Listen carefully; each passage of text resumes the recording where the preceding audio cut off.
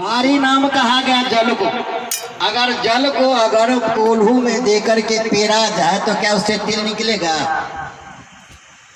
नहीं निकल सकता है। हम कहते हैं निकलेगा, हम कहते हैं निकल सकता है। बारी मथे तो पानी को मंथन करेंगे तो घी नहीं निकलेगा। सिकता नाम बालू को कहा गया है। अगर बालू को कोल्हू में दे करके पेरा जाए तो तेल नहीं निकलेगा। और बरो नाम है ब्रह्मा, जो सृष्टि करने का भार ब्रह्मा जी को दिया गया। लेकिन ब्रह्मा जी को सृष्टि करने का तो भार मिला, लेकिन ब्रह्मा जी मूर्ति का जो है बनाने के लिए विश्वकर्मा को दिए। अब विश्वकर्मा जब मूर्ति बनाकर ब्रह्मा जी को समर्पित कर दिए तो ब्रह्मा जी अपना पावर फूल लगा दिए, इसमें हम जीव डाल देंगे, जीव डाल देंगे बोलने वाला। लेकिन ब्रह्मा जी को पावर नहीं हुआ, उसमें जीव डाल देंगे। और रामायण में बाबा तुलसी लिखे हैं क्या? ईश्वर अंश हो जीव अविनाशी,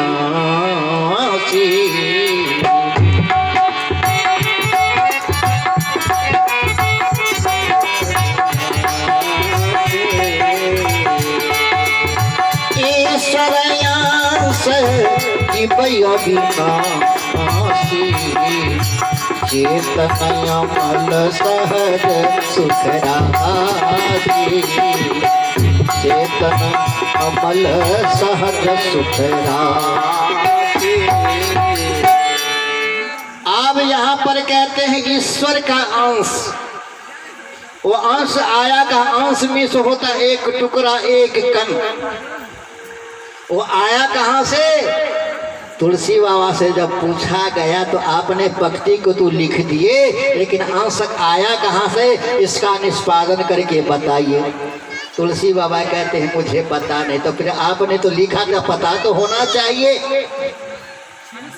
सदगुरु कबीर से जब कहते हैं ये ईश्वर की अंश की बात है, तो सदगुरु कबीर कहते हैं जो अंश आया कहाँ से? जो चौथे लोक बसत एक स्वामी, अजीब अंश उसी अंतर्यामी।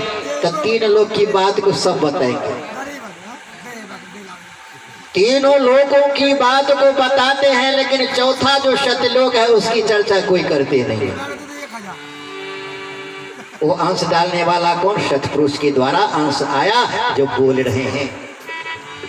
इसीलिए कहते हैं जो सदगुरु से प्रीत लगा लो, जीवन अपना सफल बना लो, तब होगा कल्याण भजन बिन दुनिया में।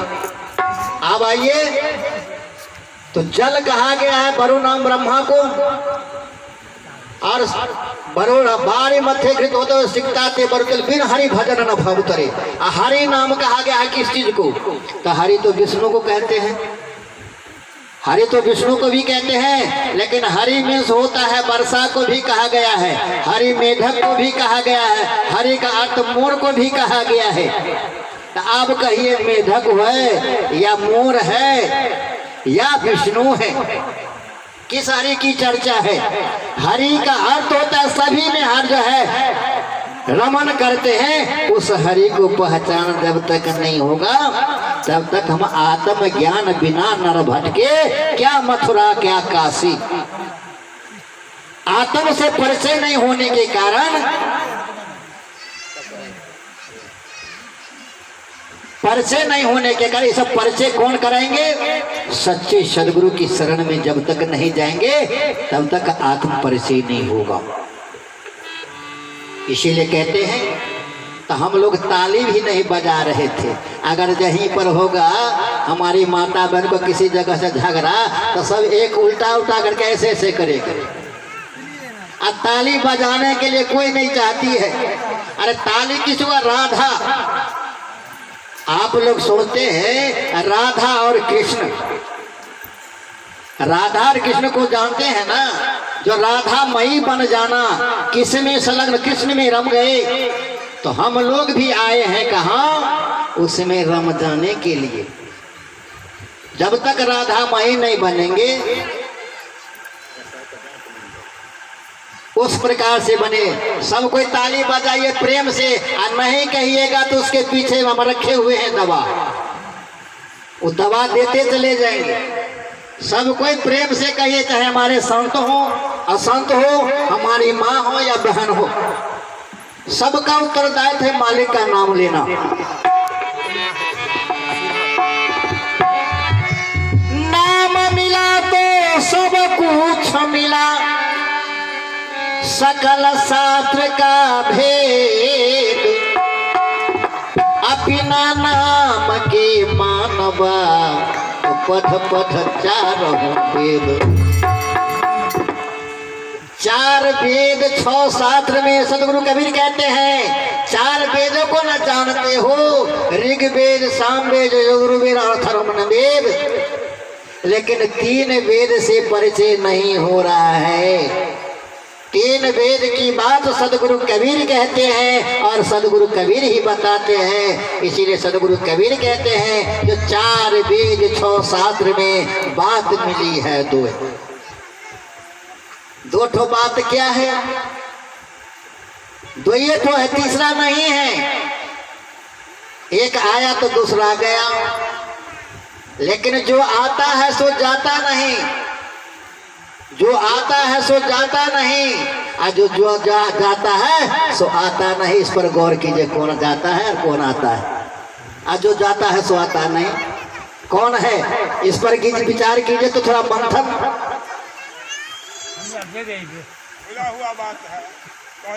यह अवस्था है आपका, यह अवस्था है, 4 ठो अवस्था है।